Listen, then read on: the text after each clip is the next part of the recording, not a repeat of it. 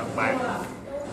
Thì hôm nay mình sẽ review cho các bạn xem máy fan hiệu Makita vừa mới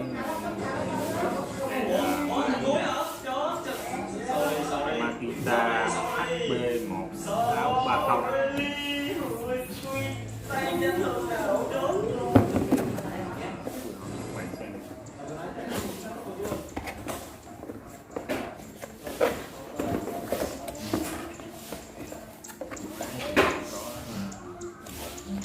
Hướng dẫn tay cầm,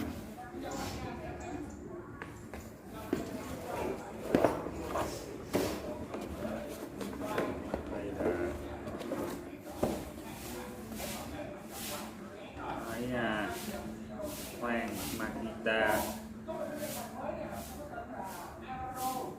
220V, công suất 710W. Được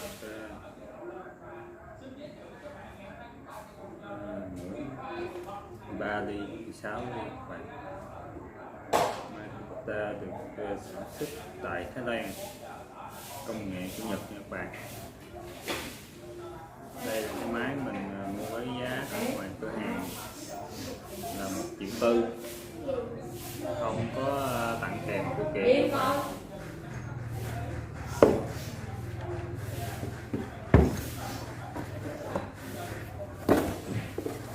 Đây mình có cái phiếu bảo hành 6 tháng.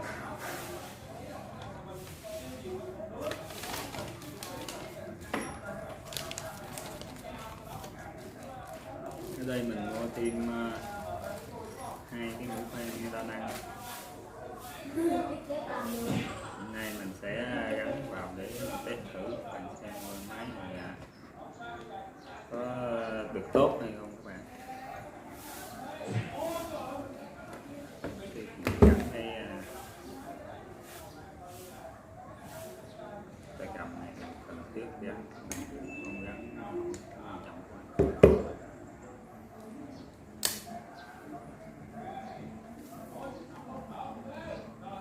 Đây là cái máy thật nha các bạn, 100%.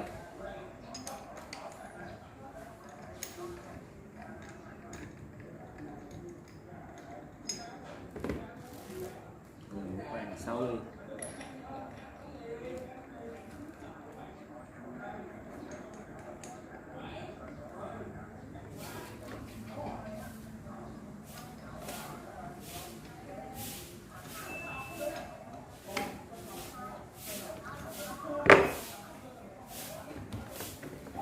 Thì ở đây cái máy này có chế độ khoan búa, đẩy ở đây chế độ thông thường. Ở đây là một cái đẩy để đổi chiều khoan vô là khoan ra, có bắn để là nước giữ, để đem sát. Cái này cũng không quan trọng. Máy này có cân nặng là 2 kg các bạn, có dễ dàng.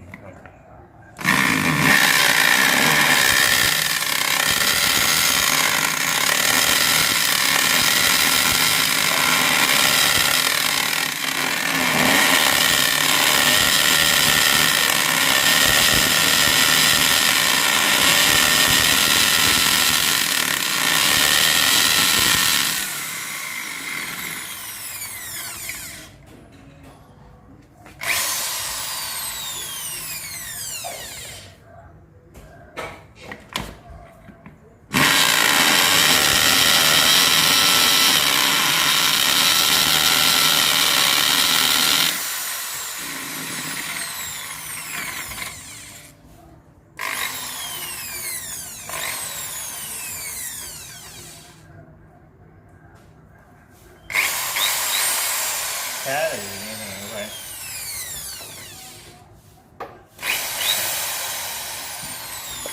Mình tới một lỗ nha.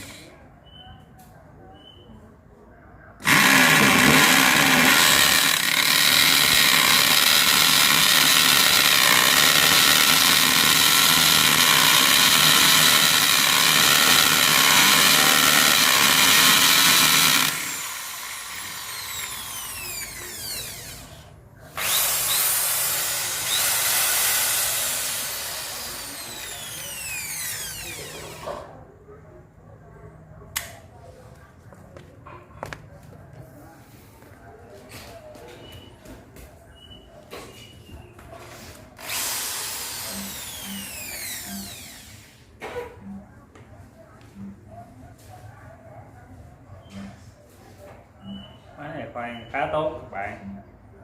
Thì mình cũng video tại đây, các bạn thấy hay thì cho một like, một share. Cảm ơn các bạn. Chào các bạn.